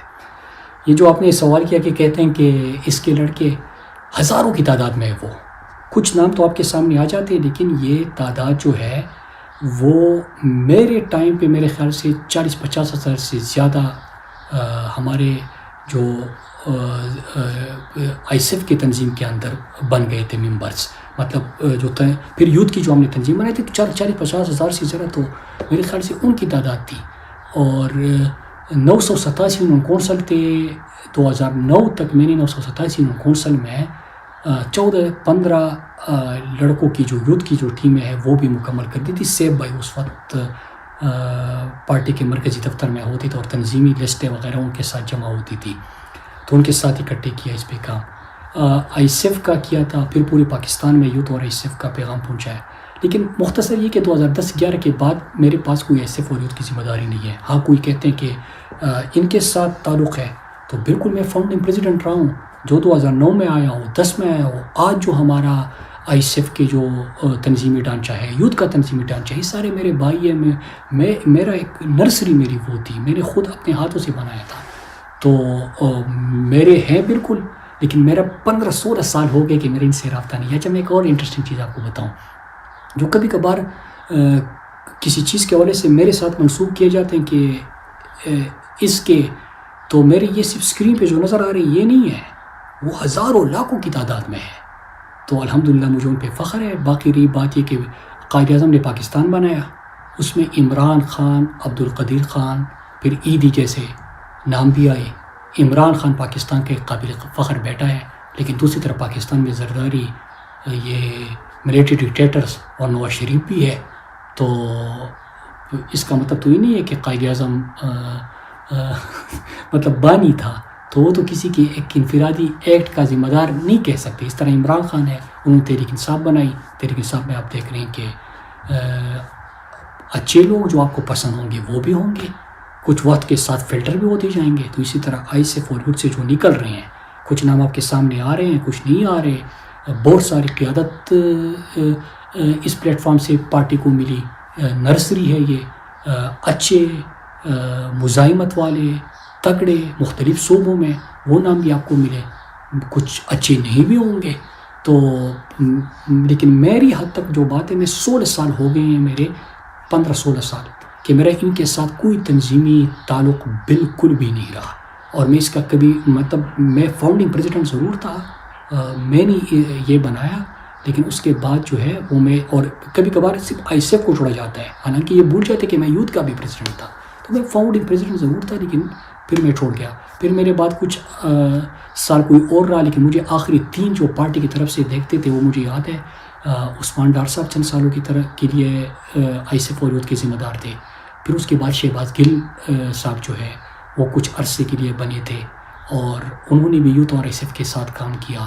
پھر ہمارے اس وقت جو میرے بھائی ہے، دوست ہے، خالد خورشید صاحب، وہ 2 سال سے اس کو دیکھ رہے ہیں اور بڑے بہترین طریقے سے دیکھ رہے ہیں، ان کو گروم کر رہے ہیں، ان کو ٹائم دے رہے ہیں.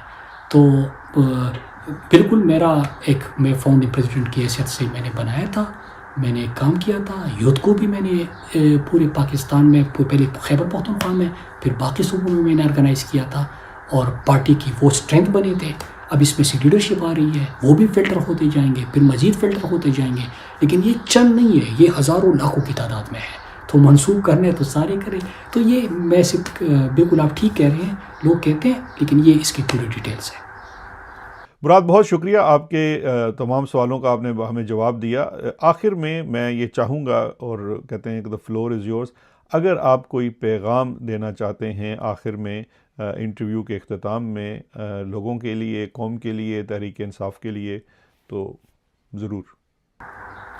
جی شہزاد بھائی, میں آخر میں ایک پیغام اپنی قوم کو, اپنی پارٹی کو, لیڈرشپ کو, کارکنان کو آپ کی اجازت سے دینا چاہتا ہوں. دیکھیے, یہ جو ہم جس موڑ پہ ہیں, میں اپنی اگر بات کروں تو یہ میرا ذاتی فیصلہ ہے. میں جس صورتحال میں بھی ہوں, جس سچویشن میں بھی ہوں, یہ میرا ذاتی فیصلہ ہے کہ میں نے حقیقی آزادی کی جنگ لڑنا ہے. ہر کوئی اپنے اپنے طریقے سے لڑ رہا ہے. میں نے جس راستے کا انتخاب کیا یہ میرا فیصلہ ہے, مجھے اس پہ فخر ہے. لیکن میں اپنی قیادت سے, اپنے اراکین اسمبلی سے, اپنی سیاسی کمیٹی سے, ان سب سے ایک گزارش کرنا چاہتا ہوں, اور میں بڑے دل سے, بڑی محبت سے اور ایک گزارش کر کے آپ سے بات کر رہا ہوں کہ قوم نے تو ہمارے اوپر بڑا اعتماد کیا 2024 کے الیکشن میں. آپ نے دیکھا کہ تمام مشکلات کے باوجود آپ سب نے بھی سختیاں برداشت کی. لیکن مجھے ایک سمجھ نہیں آ رہی کہ عمران خان جیسا لیڈر, ان کی آنکھ ضائع ہو جاتی ہے اور ہم کوئی فیصلہ ہی نہیں کر پاتے. عوام اتنی بڑی تعداد میں آپ کے ساتھ ہو, اتنی قوم آپ کو کہے کہ آپ کوئی فیصلہ کریں, لیکن کوئی فیصلہ ہو نہیں پاتا.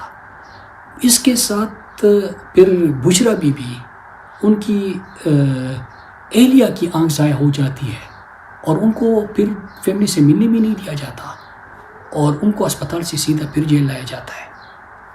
تو میں نے چند رہنماؤں سے فون پہ بات کی تھی, اور میں آج کیونکہ فیصلہ کرنا ہے اور فیصلہ کیجیے, میں نے ان سے بات کرتے ہوئے کہا کہ ایک لمحے کے لیے سوچیں کہ اگر, اور یہ میرے پارٹی کی لیڈرشپ کو کہا کہ ایک لمحے کے لیے سوچیں کہ اگر آپ کی اہلیہ جیل میں ہوتی اور ان کی اس طرح آنکھ ضائع ہوتی, ان کے اوپر اس طرح جبر ہوتا اور یہ سب کچھ ہوتا, تو پھر بھی کیا آپ اسی طرح سکون رہتا؟ عمران خان مطلب اپنا چھوڑے یار, عمران خان کی زندگی کو خطرہ لاحق ہو, ان کو فیملی سے نہیں ملنے دیا جا رہا, ان کو ذاتی ڈاکٹر تک رسائی نہ ہو, اور اس کے لیے آپ کو احکامات 12 ملے, اور ایک سپریم کورٹ کے باہر دھرنا کیا چیز ہے کہ آپ وہ نہیں دے سکتے. اس کی کوئی جسٹیفیکیشن مجھے سیریسلی سمجھ نہیں آ رہی. اور یہ میں پبلکلی آپ اس لیے کہہ رہا ہوں کہ تھک چکے ہیں. خان صاحب کی ہدایت ان کو 12 مل چکے ہیں, تو اس کے بعد کیسے آپ ایک ڈرنے, مطلب یہی پارلیمنٹ لاجی ہے, یہ سامنے سپریم کورٹ ہے, یہ کے پی ہاؤس ہے, یہ سپریم کورٹ ہے, تو کس طرح وہ دھرنا تک نہیں دے سکتے؟ تو مجھے سمجھ نہیں آ رہی. لیکن میں ایک گزارش کرتے ہوئے بتا دوں کہ اس وقت آپ ہماری لیڈرشپ ہے, آپ کی طرف سب دیکھ رہے ہیں, کیونکہ فیلڈ میں آپ ہیں, میچ آپ کھیل رہے ہیں, وہاں پہ آپ موجود ہیں.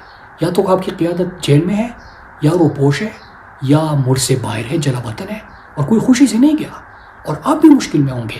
لیکن میں سمجھتا ہوں کہ اس وقت کوئی بھی اگر اپنی بیوی بچوں کے ساتھ مل سکتا ہے, جو بھی پاکستان میں رہتے ہوئے رات اپنے گھر میں گزار سکتا ہے, جو بھی پاکستان میں رہتے ہوئے گاڑی میں سفر کر کے ٹی وی ٹاک شو تک جا سکتا ہے, کوئی بھی گاڑی میں سفر کر کے واسکٹ پہن کے یا سوٹ پہن کے اسمبلی تک جا سکتا ہے, تو اس کا مطلب ہے کہ عاصم منیر کی یزیدیت میں اور ڈکٹیٹرشپ میں آپ کے لیے پھر بھی آسانی ہے.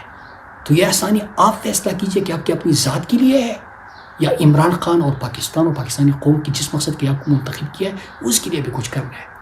میری گزارش ہے, آپ کرتے بھی ہوں گے, لیکن میں سب سے اپیل کرتا ہوں, زیادہ نہیں, 1 مہینے کے لیے آپ ایک آبجیکٹو لے کے متحد ہو جائے اور ہر آپشن استعمال کریں, یکا بنائیں, فیصلہ کریں کہ میں اگر میرے لیے آسانی ہے تو میری ذات کے لیے نہیں ہوگی, یہ کاس کے لیے ہے. اور میں ایک دن بھی اگر مجھے ملتا ہے باہر اور سکون سے, تو یہ میں سڑکوں پہ گزاروں گا, تحریک میں گزاروں گا, جدوجہد پہ گزاروں گا, اور عمران خان کی رہائی کے لیے, بشرا بی بی کی رہائی کے لیے, قیادت کی رہائی کے لیے اور حقیقی آزادی کے لیے اس کو صرف کروں گا.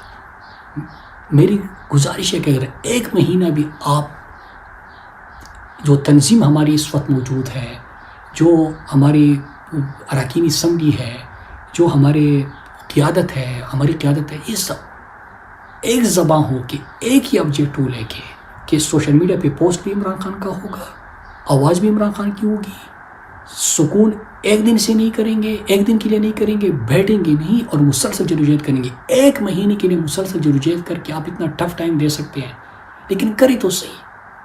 اور اچھا میں پبلکلی یہ کہتا ہوں، میں کسی کے پر میں کوئی نہیں ہوتا کسی کے اوپر غداری کے فتوے لگانے والا، لیکن میں یہ سمجھتا ہوں کہ جو جس کے لیے بھی تھوڑی بہت آسانی ہے نا یار، بس بہت ہو گیا یار، لوگوں کی زندگی چلی گئی. میں ایک چیز آپ کو اور بھی بتا دوں، یہ کبھی کبھار کہتے ہیں کہ کوئی ایک عہدیدار دوسرے عہدیدار کو ٹارگٹ کرتا ہے، دوسرا کمیونیکیشن نہیں ہوتا تو پھر کارکن کی طرف سے بھی غصہ آ جاتا ہے. لیکن میں سمجھتا ہوں یہ سب جمہوریت میں تو ہوتا ہے، پولیٹیکل پارٹی میں ہوتا ہے، لیکن ایک چیز جو میرے دل سے کہتا ہوں آپ کو کہ یار پی ٹی آئی کا اور پی ٹی آئی کے کارکنوں اور پی ٹی آئی سے وابستہ جو لوگ ہیں ان کا اتنا مضبوط رشتہ بن چکا ہے کہ خاندان اور خونی رشتہ بھی نہیں ہوتا. میں تو دل سے اس پہ یقین کرتا ہوں. کیوں؟ ہم نے وہ مشکلات اکٹھے دیکھ لیے کہ ایک پل کیا ایک دوسرے سے پوچھتے ہیں کہ کوئی بے گھر ہوا، کسی کا گھر توڑا گیا، کسی کے بچے شہید ہو گئے، کسی کے والدین کو اٹھایا گیا، کسی کے یار دوستوں کو اٹھایا گیا، کسی کو جیلوں میں ڈالا گیا، کسی کے اوپر تشدد کیا گیا. پھر اس کے بعد آپ دیکھیں یار کہ ہمارا شہید عرش شریف چلا گیا، پاکستان کا سب سے بڑا صحافی، اسی جدوجہد میں ذلی شاہ جیسا معصوم یار، وہ زمان پارک کے باہر ہوتا تھا، بیٹھتا تھا، آواز اٹھاتا تھا، وہ چلا گیا. ہماری نوجوان بہت سارے زمان پارک میں جو بنیگالہ میں ڈیوٹی دے رہا تھا، ایک میری یوتھ کا صدر تھا اور ایسے ہی کا، وہ شہید ہو گیا اس دہشت گردی کی جنگ میں. پھر 26 نومبر کو جو سامنے سے گولیاں چلا کے ہماری معصوموں کو شہید کیا گیا، پھر جیلوں میں جن کے اوپر تشدد ہو گیا. ہماری خواتین کو دیکھی، یاسمین راشد صاحبہ اتنی زیادہ عمر ہے، کینسر سروائیور ہے، ان کو دیکھیے، عالیہ حمزہ کو دیکھیے، صنم جاوید، فلک جاوید، پھر ہماری یہ میاں محمود الرشید صاحب، اجاز چودھری صاحب، عمر چیمہ صاحب، خان صاحب اور ان کی اہلیہ، پھر ہمارے بہت سارے ملٹری کورس میں جو ہے حسن نیازی ہو گیا. کتنے لوگ ہمارے آج بھی جیلوں میں ہیں، 50,000 تو جیل میں چلے گئے تھے. تو اتنا جبر سہا گولیاں چلی، یہ کوئی اس کے بعد تو میں نہیں سمجھتا کہ پی ٹی آئی میں کوئی بندہ عہدے کے لیے، کرسی کے لیے، یا کوئی تمغے کے لیے، یا کوئی کسی اور چیز کے لیے کام کر رہا ہوگا. ہمارا تو ایک ہی مقصد ہے، عمران خان نے جو ہمیں دیا ہے پاکستان کا، عمران خان کا، تو اس کے لیے 1 مہینہ متحد ہو کے مسلسل جدوجہد کیوں نہیں کی جا سکتی؟ تو میری گزارش ہے بھائی کہ ایک چیز کے لیے کھڑے ہو جائے. اس کے بعد جہاں پہ ہم گئے ہیں نا، یہ جو جس فیز پہ ہم داخل ہو گئے اور جس لمحے سے اور جو 4 سال میں رجیم چینج کے بعد سے ہم دیکھ رہے ہیں، اس کے بعد جو ہے ایک کاس کے اوپر آپ سب کو متفق ہونا ہوگا، کھڑے ہو جائے، سب کچھ بھول جائے. اور مجھے پتہ ہے ہر بندے کی ایک دوسرے کے ساتھ جو رشتہ بن چکے وہ بڑا مضبوط ہے، لیکن ثابت کرے 1 مہینہ کیا کہ آپ کوشش کرنی ہے، انشاءاللہ آپ جیت جائیں گے. لیکن تب ہوگا جب آپ دل سے سمجھیں. ناظرین، آپ نے مراد سعید کا انٹرویو سنا. پروگرام کی طوالت تھی، لیکن یہ ایک ایسا آپ کہہ لیجئے کہ مشکل سے حاصل کیا گیا انٹرویو تھا جو آپ تک پہنچانا ضروری تھا. اس کو ضرور آپ نے دیکھنے کے بعد اپنی رائے سے آگاہ کرنا ہے کہ مراد کی جو باتیں ہیں ان سے آپ کس حد تک ایگری کرتے ہیں، نہیں کرتے ہیں، یا جو مختلف خاص کر انہوں نے بات کی ہے کہ ہمارے لیے آگے کا کیا راستہ ہے، حقیقی آزادی کے لیے جد و جہد، یا پھر ہم کوئی سسٹم کے اندر رہ کے کردار ادا کریں. اس کے ساتھ ہی اجازت دیجیے اس خصوصی ٹرانسمیشن سے. شکریہ. خدا حافظ.